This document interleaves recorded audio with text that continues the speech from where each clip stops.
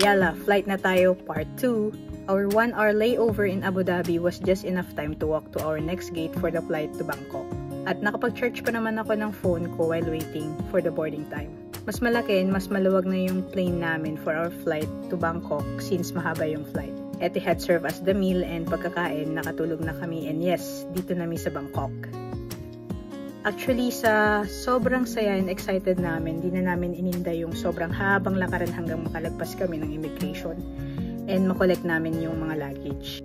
Grabe, sobrang smooth lang ng process ng airport ng Thailand or ng Suvarnabhumi Airport. Then, we collected our SIM card. We opt to withdraw small amount of money muna kasi close na yung mga money exchange sa airport na maganda ang rate.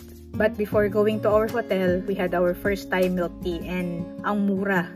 Seryoso, sobrang sarap. Kaya book mo na yung flight mo dito sa Bangkok para matry mo tong masarap na milk tea. Yala!